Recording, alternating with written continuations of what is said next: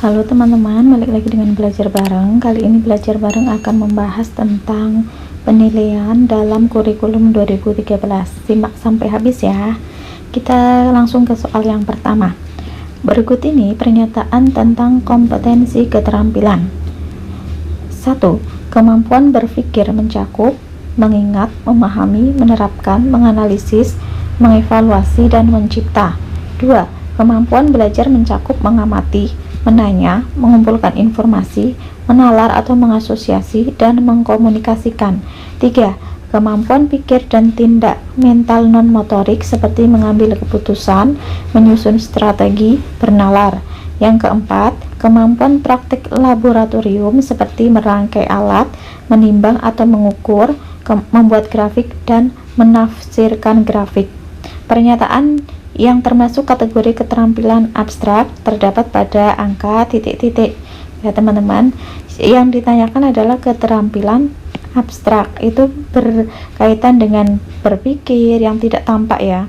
Kemampuan kita berpikir, mengolah data, menalar, itu merupakan kemampuan abstrak. Nah, sekarang di antara 1, 2, 3, 4 manakah yang termasuk abstrak? Mana saja? Satu, kemampuan berpikir berarti abstrak ya. Yang kedua, kemampuan belajar mengamati, menanya, mengumpulkan informasi, mengasosiasi, mengkomunikasikan. Ini belajar berarti juga abstrak. Kemudian yang ketiga, kemampuan pikir dan tindak moral non-motorik.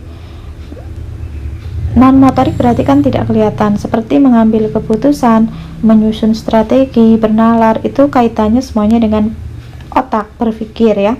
Kemudian yang keempat, kemampuan praktik laboratorium seperti merangkai alat, menimbang atau mengukur, membuat grafik, dan menafsirkan grafik, itu sudah jelas di sini adalah kemampuan praktik, berarti bukan abstrak ya teman-teman. Jadi yang termasuk abstrak itu yang 1, 2, dan 3. Jawabannya adalah yang A ya teman-teman. Lanjut kita ke soal nomor 2. Perhatikan pernyataan berikut. 1. Memungkinkan pendidik untuk menentukan langkah dalam perbaikan dan peningkatan kualitas pembelajaran. 2. Memandu dan memberi penjelasan kesempatan peserta didik untuk memotret dan merefleksikan kondisi pembelajarannya serta menentukan langkah selanjutnya. 3. Membantu pendidik untuk mengukur capaian pembelajaran peserta didik terhadap tujuan kurikulum, standar, dan kompetensi. 4. Pendidik menilai perkembangan dan kebutuhan pembelajaran peserta didik sesuai dengan tujuan kurikulum, standar, dan kompetensi. 5. Peserta didik memikirkan tentang pembelajarannya dan strategi memperbaiki pembelajarannya. 6. Pendidik memberikan informasi kepada orang tua dan pihak lain yang relevan tentang hasil penilaian peserta didik secara komprehensif. Pernyataan yang merupakan karakteristik utama dari assessment as learning ditunjukkan oleh pernyataan nomor ya teman-teman. Sekarang yang perlu kita ketahui itu assessment as learning itu apa ya teman-teman. Jadi dalam kurikulum 13 itu teman-teman ada yang namanya pendekatan penilaian. Nah, pendekatan penilaian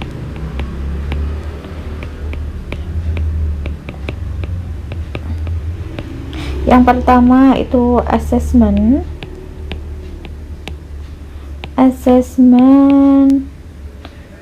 of learning. Apa itu assessment of learning? Assessment of learning itu merupakan penilaian dilakukan setelah proses pembelajaran, itu proses pembelajaran ya. Berarti yang dinilai ini adalah hasil belajarnya. Nah, biasanya assessment of learning itu berupa penilaian sumatif. Apa itu penilaian sumatif? Yaitu penilaian di akhir pembelajaran, sudah kombinasi ya. Yaitu misalnya UN, ujian nasional. Kemudian ada UAS seperti itu. Nah, gunanya apa penilaian sumatif ini? Untuk mengetahui ketercapaian kurikulum dalam semester tersebut ya. Yang kedua apa? Pendekatan yang kedua itu assessment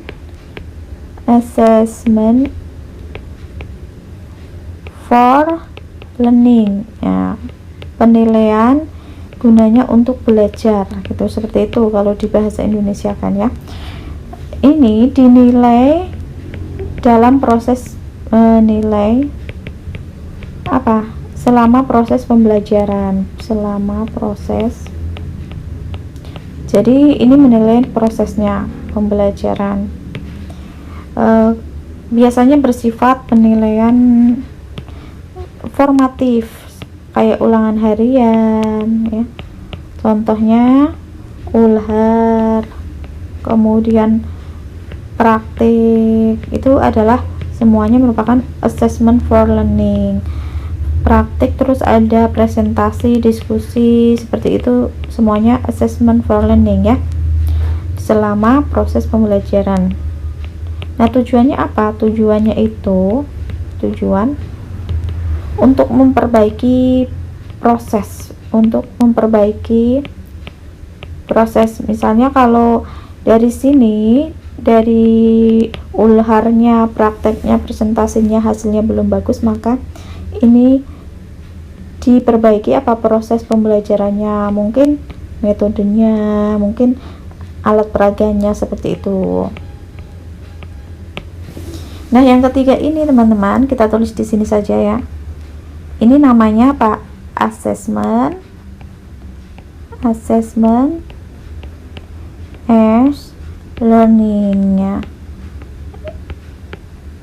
Assessment as learning ini juga dinilai selama proses pembelajaran.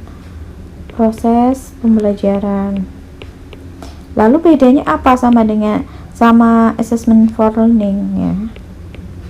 Bedanya apa? Melibatkan peserta didik untuk menilai diri sendiri dan menilai antar temannya, melibatkan peserta didik. Tujuannya apa sih assessment as learning ini? Sama, untuk memperbaiki proses pembelajaran. Nah, misalnya ya, contoh assessment as learning itu adalah penilaian diri, kemudian ada penilaian antar teman ya. Intinya yang membedakan as learning sama for learning itu, kalau for learning itu tidak melibatkan siswa terlibat aktif dalam penilaian, tapi kalau as learning itu melibatkan peserta didik atau siswa untuk menilai dirinya sendiri dan menilai temannya, seperti itu. Nah, sekarang kan yang ditanyakan assessment as learning. Nah, dari 1, 2, 3, 4, 5, 6 itu yang melibatkan peserta didik itu yang mana ya? Kita cek ulang. Nomor 1, memungkinkan pendidik untuk menentukan langkah dalam perbaikan dan peningkatan kualitas pembelajaran. Ini tadi langkahnya, ini berarti apa? Pendidik tok ya, nggak ada peserta didiknya. Ini berarti assessment for learning ya, karena kalau ini untuk perbaikan dan peningkatan ya.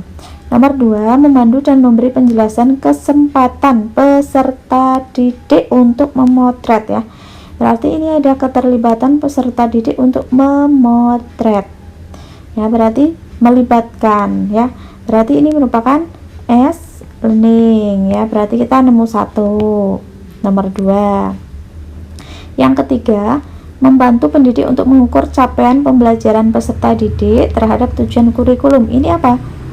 Kalau yang bersifat sumatif tadi adalah assessment of learning ya. Yang keempat, pendidik menilai perkembangan dan kebutuhan pembelajaran peserta didik sesuai dengan kurikulum, standar dan kompetensi. Ini juga assessment of learning karena tidak melibatkan peserta didik dan fokus tujuannya itu untuk dicocokkan dengan kurikulum, standar, mengukur keberhasilan dari pembelajaran di akhir pembelajaran, berarti kan, jadi di assessment of learning. Kemudian yang kelima, peserta didik memikirkan. Nah, sekarang di sini ada peran peserta didik memikirkan tentang pembelajarannya dan strategi memperbaiki pembelajarannya. Berarti ini assessment as learning ya. learning. Kemudian yang keenam, pendidik memberikan informasi kepada orang tua dan pihak lain yang relevan tentang hasil penilaian peserta didik secara komprehensif. Ini tentu saja of learning ya, karena menilai akhirnya. Nah, nilai hasil pembelajaran itu kan yang diinformasikan kepada orang tua secara komprehensif, itu as learning, of learning, seperti itu. Jadi yang merupakan karakteristik dari assessment as learning adalah nomor 2 dan 5. Jawabannya adalah yang B. Lanjut soal nomor 3. Mengetahui kelemahan dan kelebihan dalam proses pembelajaran merupakan tujuan penilaian kelas titik-titik. Jadi ya teman-teman, penilaian kelas itu ada 4 ya, A, B, C, D, itu semuanya penilaian, tujuan dari penilaian kelas. Nah, apa itu keeping track ya? Kita bahas satu-satu. Keeping track itu menelusuri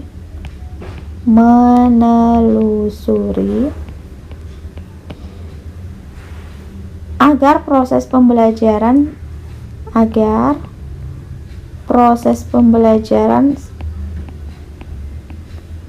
berjalan sesuai rencana. Nih, tujuan yang pertama keeping track agar proses pembelajaran sesuai rencana, sesuai dengan RPP, seperti itu. Tujuan yang kedua itu ada finding out. Apa itu finding out? Mencari ya, mencari dan menemukan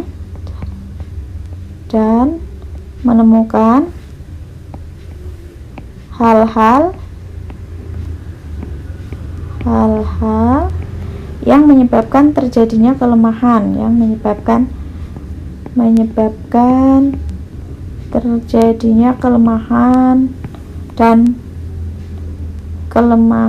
sini aja ya, kelemahan dan kesalahan dalam proses pembelajaran. Jadi tujuannya seperti itu.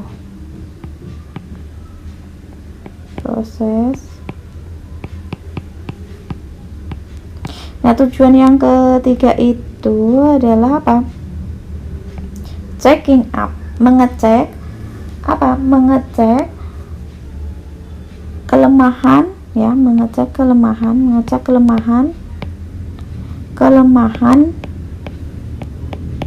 yang dialami peserta didik dalam proses pembelajaran.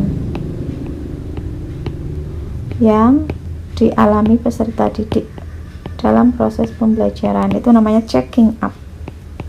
Tujuan checking up. Nah, yang summing itu menyimpulkan. Tujuannya menyimpulkan apakah peserta didik telah menguasai seluruh kompetensi. Menyimpulkan, summing ya, menyimpulkan apakah peserta didik PS ya, peserta didik sudah menguasai kompetensi yang ditentukan ya, itu namanya summing up. Kompetensi yang ditentukan, seperti itu. Nah, kalau di sini soal nomor 3, untuk mengetahui kelemahan dan kelebihan merupakan tujuan penilaian kelas yang mana? Yang checking up ya teman-teman, untuk mengecek kelemahan yang dialami selama proses pembelajaran. Kelemahan dan kelebihan seperti itu dicek. Lanjut ke soal nomor 4. Dalam pengembangan alat ukur, tes yang baik adalah apabila peserta tes diukur beberapa kali hasilnya relatif sama. Konsep ini disebut, nah ada kata kuncinya ya teman-teman, hasilnya relatif sama. Relatif sama itu berarti konsisten. Nah, konsep ini disebut apa? A, reliabilitas, ini artinya konsisten. atau validitas. Validitas itu artinya sah atau valid, atau C daya pembeda, atau D tingkat kesulitan soal biasanya. Nah, di sini sudah jelas, jadi jawabannya yang A, reliabilitas, konsistennya sebuah alat ukur atau tes. Lanjut ke soal nomor 5. Teknik penilaian yang dapat digunakan untuk menilai keterampilan siswa dalam menggunakan alat serta prosedur kerja dalam laboratorium adalah titik-titik. A, penilaian tertulis. Kalau tertulis itu apa? Tes ya. Tes apa? Tes mengerjakan soal ya. Mengerjakan soal itu penilaian tertulis. Kemudian penilaian produk.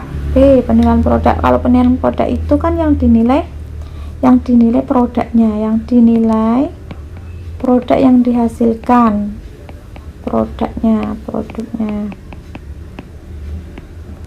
Atau C, penilaian praktek. Ini penilaian saat melakukan sesuatu, yang dinilai itu saat melakukan sesuatu bagaimana. Kemudian kalau D itu penilaian project itu adalah yang dinilai itu kegiatan menyelidiki meliputi perencanaan, itu ada perencanaan ya, pelaksanaan dan laporan, itu namanya project. Perencanaan, pelaksanaan, laporan, itu cirinya project, itu meliputi ada perencanaan, pelaksanaan dan laporan. Nah, di sini teknik untuk menilai keterampilan siswa menggunakan alat serta prosedur itu merupakan penilaian apa teman-teman? Penilaian apa? Praktek, karena saat melakukan sesuatu. Lah, sesuatunya apa? Pas menggunakan alat, itu namanya penilaian praktek. Jawabannya yang C. Lanjut ke soal nomor 6.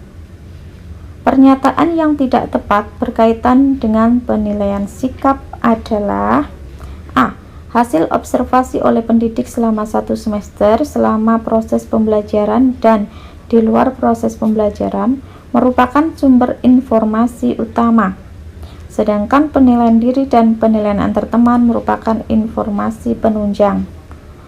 B, hasil penilaian pencapaian sikap oleh pendidik disampaikan dalam bentuk predikat, sedangkan hasil penilaian oleh satuan pendidikan dilaporkan dalam bentuk predikat dan atau deskripsi.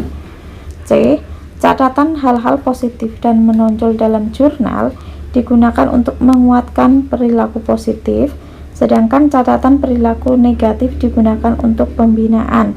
Berdasarkan catatan tersebut, pendidik membuat deskripsi sikap peserta didik selama 1 semester. D, langkah-langkah yang dapat dilakukan pendidik dalam pelaksanaan penilaian sikap antara lain: pertama, mengamati perilaku peserta didik; kedua, mendokumentasi perilaku peserta didik; dan ketiga, menindaklanjuti hasil pengamatan. Nah, yang tidak tepat adalah yang mana teman-teman? Kita ingat-ingat dulu ya, penilaian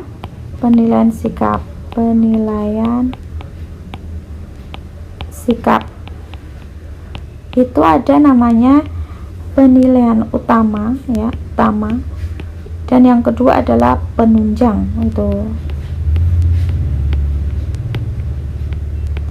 utama itu dilakukan oleh siapa? Satu, guru mapel selama pembelajaran.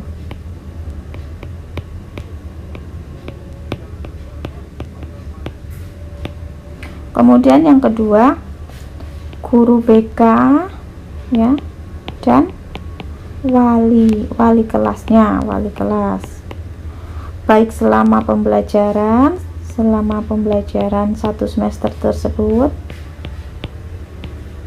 maupun kegiatan outdoor di luar kelas.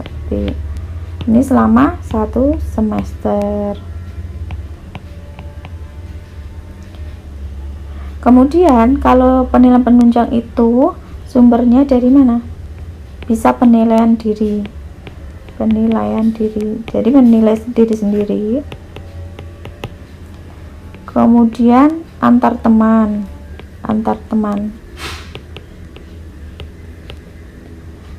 ini dilakukan satu kali selama 1 semester. Kemudian kalau ada juga misalnya catatan, berupa catatan ya, antara perilaku positif, perilaku negatif, itu baik oleh Bapak Ibu guru maupun oleh teman, antar teman. Nah, berarti yang tidak tepat berkaitan penilaian sikap adalah yang B ya teman-teman. Nah, hasil penilaian pencapaian sikap oleh pendidik disampaikan dalam bentuk predikat. Ini tidak ya. Karena apa, nanti penilaian sikap itu kalau positif itu nanti diberikan apa? Untuk apa? Membuat catatan deskripsi sikap anak tersebut. Nah, kalau negatif nanti untuk menindaklanjuti atau memberikan pembinaan. Jadi tidak dipredikat ya kalau penilaian sikap. Lanjut kita ke soal nomor 7. Untuk meningkatkan kemampuan siswa memecahkan masalah lingkungan, Ibu Lucy menugaskan siswanya membuat karya dari sampah organik. Ia merencanakan untuk menilai hasil karya siswa berdasarkan kegunaan, nilai jual, dan keindahan. Teknik penilaian apakah yang sebaiknya ia lakukan? A. Tes lisan. B. Penilaian praktek. C. Penilaian produk. D. Portofolio. Nah, di sini ada kata kuncinya ya teman-teman. Apa kata kuncinya? Hasil karya siswa. Berarti ini merupakan siswa itu membuat sesuatu, maka penilaiannya disebut penilaian produk ya teman-teman. Ya, jawabannya yang C. Kalau praktek tadi apa? Melakukan sesuatu, itu yang dinilai pas melakukan sesuatu. Nah, kalau portofolio itu apa? Penilaian yang dinilai apa? Yang dinilai dokumen hasil karya siswa atau hasil kerja siswa. Dokumen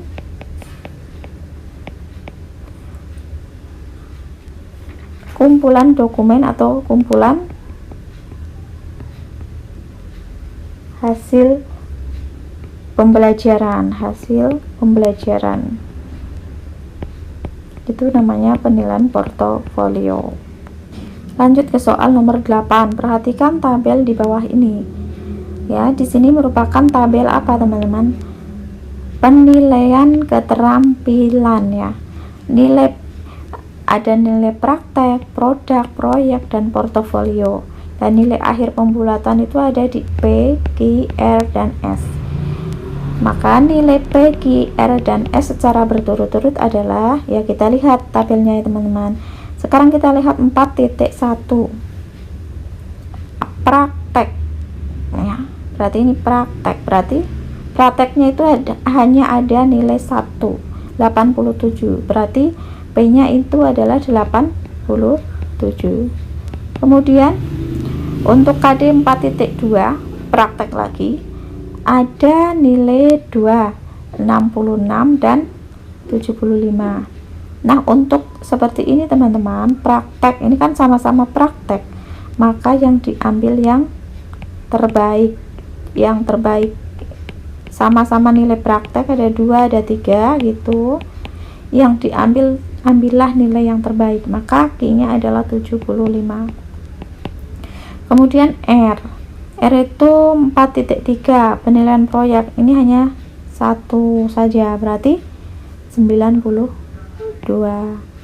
Kemudian 4.4 ada penilaian produk dan proyek, dua macam. Nah, bagaimana dengan kasus ini ya, 75 dan 82?